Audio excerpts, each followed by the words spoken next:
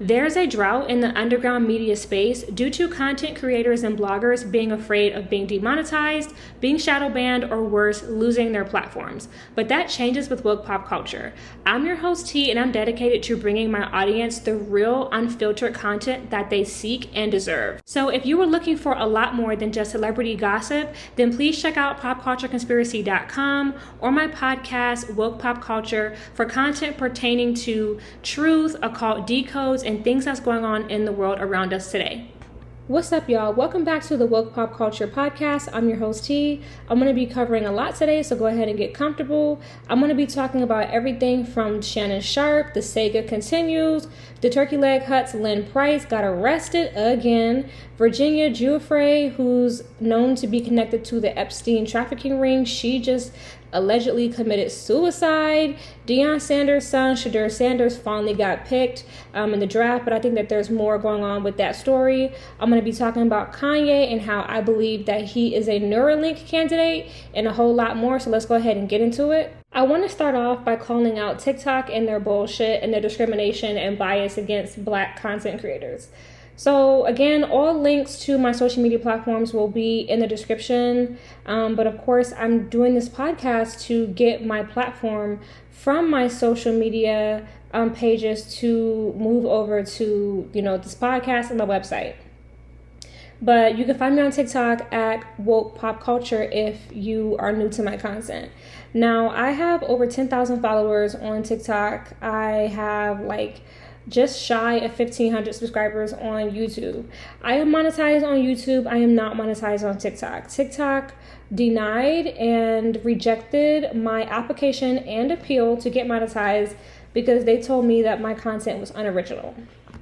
Now, I feel like I'm going to throw them a bone because my friend Taylor DeClue was mentioning that a lot of my videos involve green screen, and that may be one of the reasons why they deemed my content unoriginal. But let's just be real here. I made a video about this on TikTok, and of course they're not pushing it, which it is what it is. There are so many people that are on TikTok doing the same thing as other people. There are so many people on there making cooking videos. There are so many people on there shaking their ass, doing hair videos. I mean, all type of shit. And they're monetized. But the moment, somebody on that platform that wants to talk about real shit wants to get monetized, now it's the issue. And that's exactly, again, why I am completely done and fed up with social media platforms. I just feel like I am not meant to be on somebody's social media platform in that way, because it's like walking on eggshells. You are always worried about getting demonetized or getting your page taken, and of course there's fear of shadow banning, which is why I have the message at the beginning of this episode. This shit is tiring, and as we move into Taurus season, I was telling my friend Taylor this. Now mind you, Taylor DeClue, and if you go on my YouTube, you can see that her and I have done a couple lives together, and she has a much bigger platform on TikTok than me, much more followers and a lot more views, but even she's not monetized, and of course TikTok deems it unoriginal content. But where I really drew the line is by finding out that another content creator by the name of Tiffany, who made the Tiffany plate, or the Tiffany plates trend viral. It's this plate of food that she put together and it's gone viral. They will not monetize her, and she has over 101 million views, I believe, on that video alone. And another content creator was talking about it, which is how I ended up finding out about it, because I've seen Tiffany plates on social media. I didn't know that she was the one who started it, but I have seen somebody eating the plate that she introduced to the internet.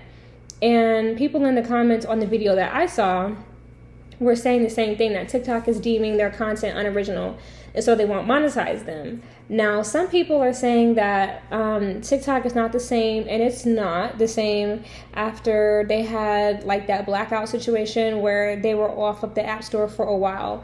Whenever they got taken away, and then they came back, it's not the same TikTok. I would have to agree with that. I notice a lot of the same videos being cycled through my algorithm. Let me know what y'all think about all this.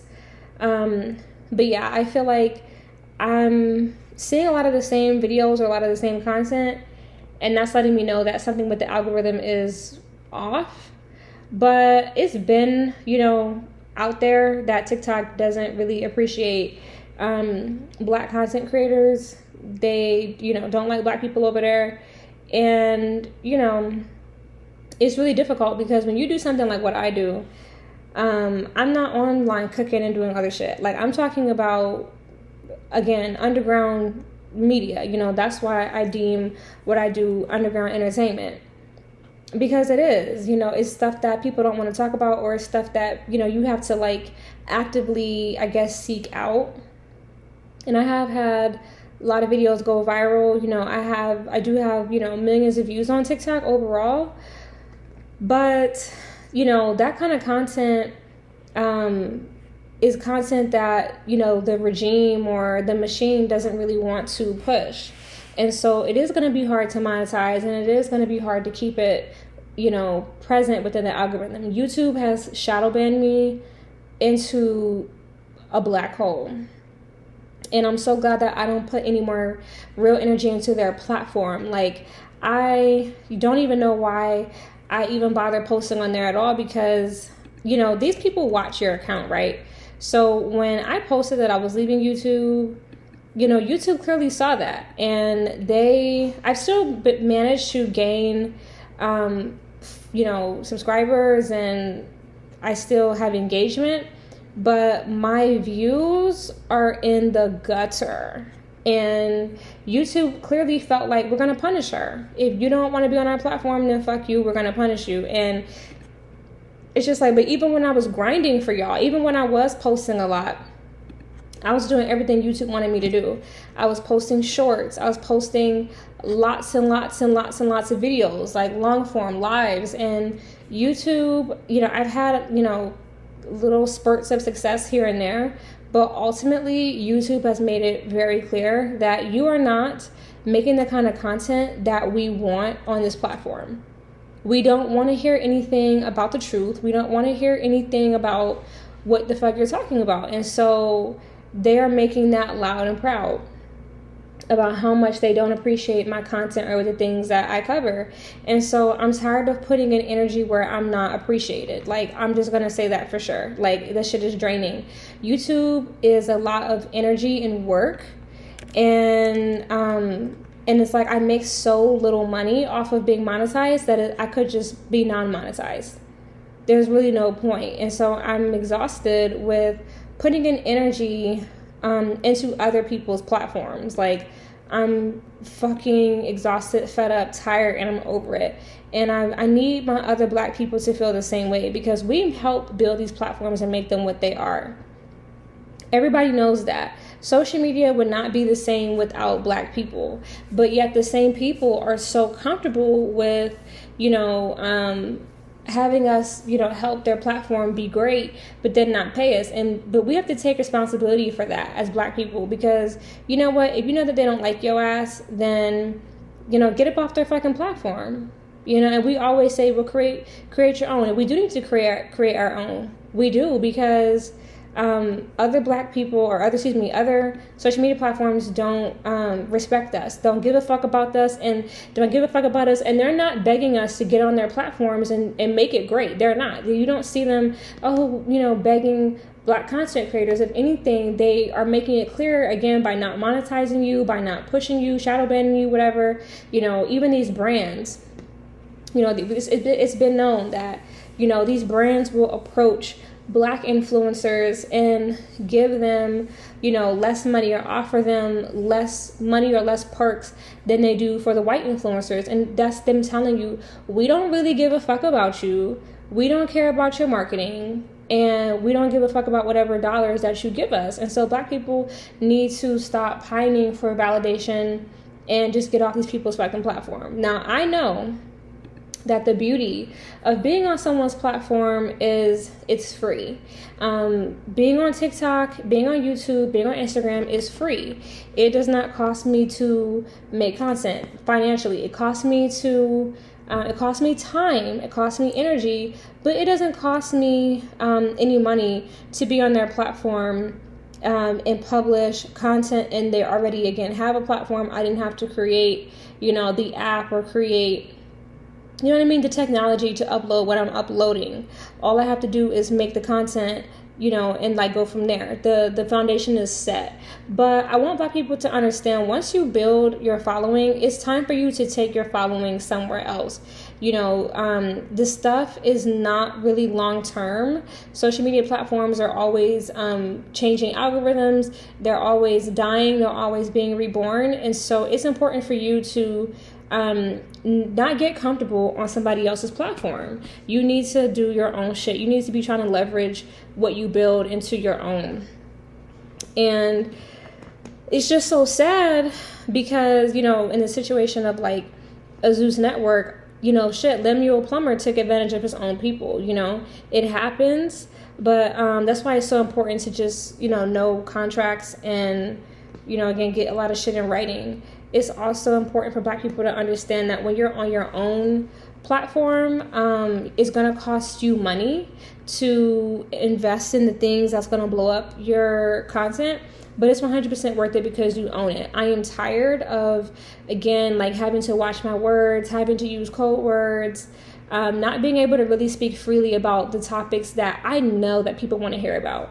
Like, I only have 10,000 followers on TikTok, and I have millions of views.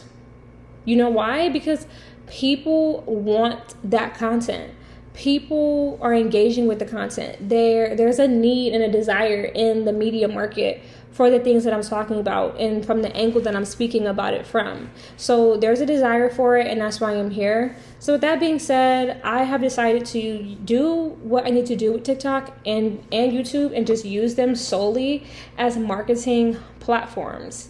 They're no longer where I will be putting the bulk of my energy into. I've already built my, following on TikTok to a comfortable number. I wanted to get to 10K, because I thought it would bring monetization. I'm glad that I do have a 5-figure following.